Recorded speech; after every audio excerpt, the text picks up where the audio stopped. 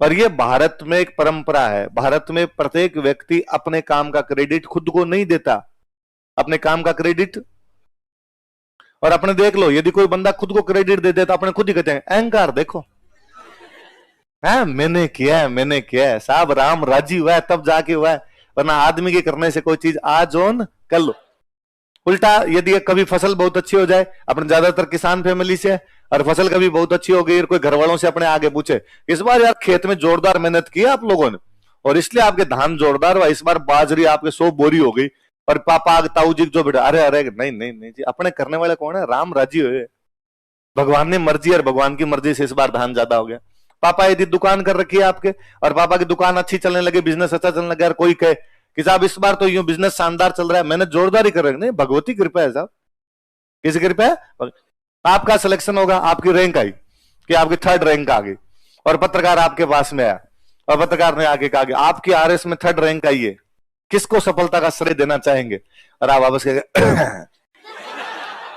थोड़ा गड़ा बड़ा ठीक करके आदमी वैसे बोलता है ना, मैं मेरी सफलता का श्रेय मेरे माता पिता तथा ईश्वर को देना चाहता। आप कभी नहीं कहते कि भाई साहब मैं खुद सफलता का श्रेय मुझे दो सारे के साथ, और वास्तविकता यही है। आप कहो मैं पढ़ा था सुबह 6 बजे उठ के, बरसात में, गर्मी में, सर्दी में मैं कोचिंग जाता था, वापस धूप के अंदर मैं आया करता था, मैं कोई 10-10 घंटे चेयर पे बैठा रहा हूं, पेपर के दिनों में मैंने कोई 30 पेपर सॉल्व किए, मैंने कोई 50 टेस्ट सीरीज दिए, तब जाके मेरा सिलेक्शन हुआ। पर आप ये नहीं कहते, आप कहते हो कि इसका कौन है जिम्मेदार। पुराने अपने राजस्थान में या पुराने भारत में लगभग जितनी पेंटिंग्स मिली है, उन पेंटिंग में एक में भी पेंटर का नाम नहीं है। पेंटिंग है, बहुत अच्छी पेंटिंग है, लेकिन पेंटर का नाम नहीं है, उसने केवल वहां पे लिख रखा है ईश्वर की कृपा से। हुई किस पे कृपया, किताब लिखी हुई है, किताब में लिखा हुआ है मां सरस्वती की कृपा से मैं यह पुस्तक लिख रहा हूं, मैं कौन है इस बारे में कोई भी जानकारी, वो मैं हमेशा समझता हूं कि भारत कितना यूं भोला देश है, हम कितने भोले लोग हैं कि किसी आदमी से वैसे ही नॉर्मली पूछ लिया जाने का आपके 10 टाबर है,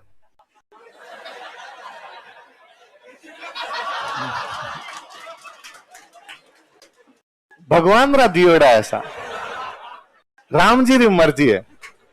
उसको कहा जाए कि बायोलॉजी नाम की भी चीज होती है, हमने तो कोई XY गुणसूत्रों के बारे में पढ़ा था, और ऐसा नहीं होता है, पर अपने उसके लिए भी जिम्मेदार हुए। तो भारत में तो जनसंख्या भी बढ़ रही, तो जिम्मेदार कौन है, भगवान ऊपर बेटा बेटा सोचता होगा कि यार ऐसे घनघोर इल्जाम कैसे लगा सकते हो तुम मेरे पे, पर अपने लगाते हैं भाई। तो लिखो,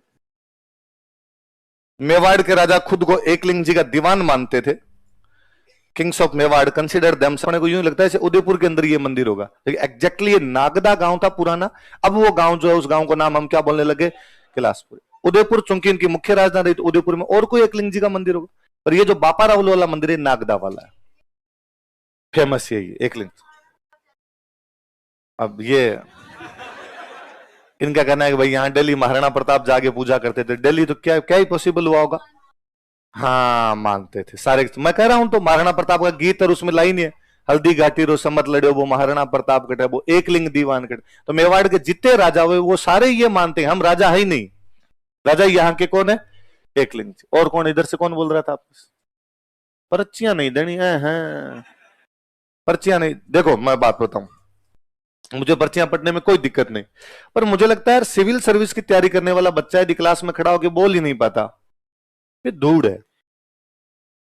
यदि किसी बच्चे में इतना कॉन्फिडेंस भी नहीं है कि वो क्लास में खड़ा होकर बोल सके, तो फिर नहीं पढ़ना चाहिए।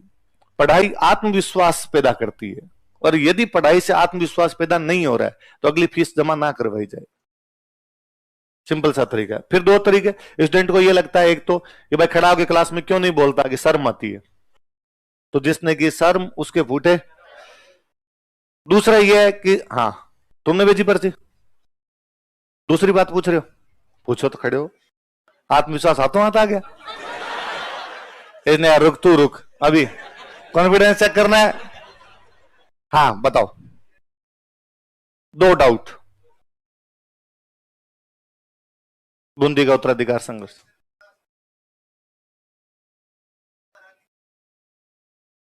है हाँ कछुआ रानी का पुत्र भवानी सिंह था, पर उत्तराधिकार संघर्ष दलेल सिंह और उमेद सिंह में हुआ, मरवा दिया, क्या लेना है उससे अपने को। उत्तराधिकार संघर्ष किसके बीच में हुआ, नहीं चुप रहो, बताओ उत्तराधिकार संघर्ष किसके बीच में हुआ? उमेद सिंह। अपन ने क्या पढ़ा था? उत्तराधिकार संघर्ष। हाँ हाँ भाई, बुद्ध सिंह के खूब सारे बेटे हो गए बाद में, तो मैं सारे बेटे लिखवाऊं? लिखवाने चाहिए? तुम्हें लगता है सही होंगे? कौन सी रानी से कौन कौन से बेटे, तो चित्र बनाऊं पूरे? हाँ, क्या दिया? थी भवानी सिंह था, अमर कंवर के बेटा हुआ भवानी सिंह, उस भवानी सिंह को मार दिया गया बाद में, खत्म बात। क्या ये पूछा जा सकता है ऐसा? अपने उत्तराधिकार संघर्ष पूछा जाएगा? उत्तराधिकार संघर्ष वही बात है। मैं बीच में एक तीसरा भवानी सिंह और अड़ाऊं, फिर तो अपने बूंदी उत्तराधिकार संघर्ष ही पढ़ते रहे, फिर आगे कैसे चल पाएंगे? और कोई किसी में कॉन्फिडेंस उत्पन्न अचानक हो गया। क्या बता रहा था हम बात? हाँ, तो ये पर्चियां कोई नहीं भेजेगा, आपको सवाल पूछना हो आप खड़ा होकर पूछ सकते हो।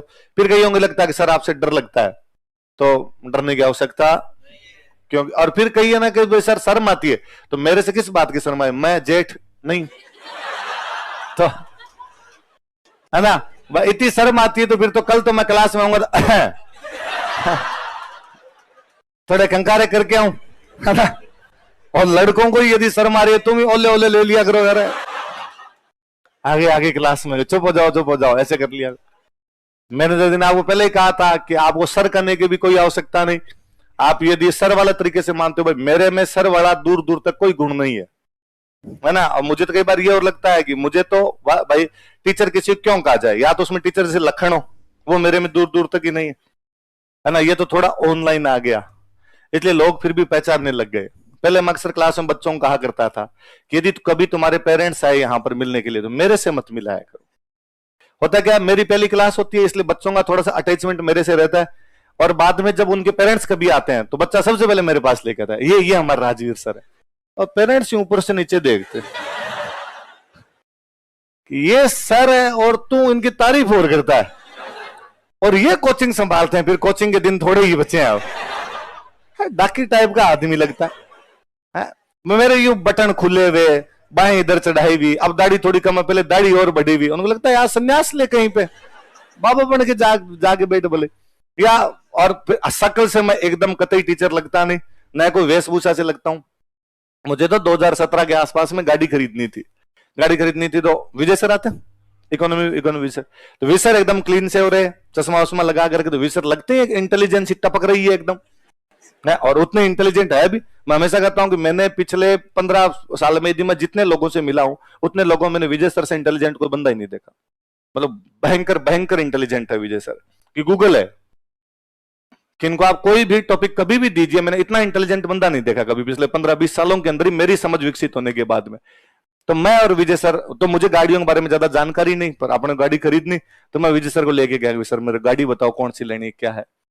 अब मेरे पूरी जी के अंदर ये कि मुझे स्कॉर्पियो लेनी है, कि अपने स्टूडेंट टाइम से ही वो था कि भाई दोस्त खूब सारे, और मेरे दोस्तों ने कहा कि 7 सीटर लेनी है अपने को, भाई अपने इधर उधर जाए तो 7 बंदे तो बैठे जाके उसके अंदर, तो क्या अपने को स्कॉर्पियो लेने 7 सीटर, फिर अपने लगता है स्टाइल भी उसी में मरी जा सकती है, स्वेग तो उसी के अंदर आएगा अपना, तो अपने को यार स्कॉर्पियो खरीदनी है।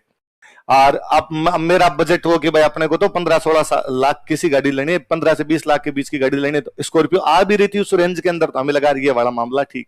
तो मैं और विजय सर ये सब कहे कि तू ले क्रेटा ले ले, और मुझे लगेगा क्रेटा बाणियों की सी गाड़ी है, मुझे यूं अजीब लगेगा। फैमिली वाले लोग, लुगाई टाबर 2 बच्चे, वो क्रेटा लेके घूमते रहते हैं, और ये मेरे को समझाएगा अरे स्कॉर्पियो इतनी अच्छी नहीं रहती, क्रेटा ठीक रहती है, तू ये ले। दिलीप सर और गए कि नहीं क्रेटा लेनी है, और तेरे को 7 सीटर चाहिए, दूसरी गाड़ी कोई दोस्त के लिए जाना कब जरूरत पड़ती है, जब कोई शादी ब्याह में जाए 5-6 दोस्त हो जाते हैं, फिर इसमें बैठ के कैसे जाएंगे, शादी ब्याह में साल में कितनी बार जाते हो, जाते तो 1-2 बार है, तो ले जाना, मैं दे दूंगा मेरी वाली गाड़ी ले जाना, पर एक बार ये क्रेटा खरीदो। तो वहां वो हम देखने के लिए गए, विजय सर वहां मुझे समझाए कि देख एसयूवी और क्रेटा के अंदर बताया, एसयूवी खड़ी थी वहां पे, तो बताया देख एसयूवी में ये होता है, ये क्रेटा में ये मिल जाएगा, इसमें ये होता है, इसमें ये मिल जाएगा। मैं बार बार बीच में पूछूंगी स्कॉर्पियो भाई साहब क्या क्या होता है, अंदर का जीव तो नहीं माने ना। वो तो सेल्समैन खड़ा था, उस सेल्समैन ने विजय सर को कहा कि गाड़ी खरीदनी किसको है भैया, खरीदनी है आपको खरीदनी है, तो विसर ने कहा नहीं नहीं गाड़ी तो इनको लेनी है, मैं तो इनको फीचर्स वगैरह बता रहा तो लेने के। तो उसने कहा अरे यार तो इनको तो स्कॉर्पियो दिलावा, बजरी बजरी का काम है, कहीं पर जाना तो उनको लगा एक खनन माफिया है बजरी के ठेके ले रखे हैं, पहाड़ों वाड़ों में नदियों वदियों पे क्रेटा तो कैसे जाएगी यही जा सकती है गाड़ी। तो 2019 के आसपास कोई शादी, स्टूडेंट की शादी, आ रहे सेलेक्ट हो गई उनकी कोई शादी, तो उन्होंने कोचिंग कार्ड दिया कि सबको आना है। दिलीप सर सावों के टाइम होते सब तरफ शादियां होती है इधर उधर, तो सर ने कहा यार नहीं जाया जाएगा, तू एक तो जा, क्या हम किसी दूसरी शादी के अंदर जाएंगे, तू चला जा। इतने में कोई उस बच्चे के साथ में पढ़ा हुआ क्लास का स्टूडेंट और वो सिलेक्ट हो गया, दूसरा सिलेक्ट नहीं हुआ, वो मेरे पास आ गया, सर मैंने सुना आप उस दोस्त की शादी में जाओगे, मेरे दोस्त की शादी में जाओगे, हाँ सर मेरे को लेके जाना। भली बात है, एक से दो भले यार ठीक रहेगा। तो हमने लिया ड्राइवर साथ में और हम दोनों यहां से रवाना हो। तो बीच में कहीं रास्ते में यार चाय पीते हैं, तो एक कोई ढाबे के ऊपर रोकी, तो गर्मी पड़े भयंकर वाला, कोई मार्च अप्रैल का सा महीना, तो बाहर तपे एकदम, तो स्टूडेंट ही था साथ में, तो उसने कहा कि सर बैठो गाड़ी में बैठो, मैं गाड़ी में चाय लिया हूँ, बाहर धूप है भयंकर वाली एकदम, क्या करेंगे। तो गाड़ी रोकी तो वो चाय लेने के लिए गया, तो ड्राइवर गया, वो गया चाय लेके वापस आ गए, हमने अंदर बैठे बैठे चाय पी ली। वापस वो जा रहा था तो वो पहले चला गया, आगे चला गया, तो मैंने वापस इधर इधर पैसे तो लेके जा, तो मैं दे दूं, अरे मैं तू छोटा यार मेरे से लेके जा, मैं मेरे से ले पैसे। अब वो दुकानदार पूरा नोटिस करे कि एक मेरे व्हाइट कुर्ते पजामे और पहने हुए, कि एक व्हाइट कुर्ते पजामे एक आदमी गाड़ी के अंदर बैठा रहा, गाड़ी से नीचे नहीं उतरा और पैसे और निकाल निकाल के दे रहा, आवाज लगा लगा के और करा कि मेरे से लो। तो वो जैसे वो स्टूडेंट उसको पैसे देने के लिए गया, तो वो कहे कि ठेका हमें बेच दो। दारू के ठेके खुले थे 2-3 दिन पहले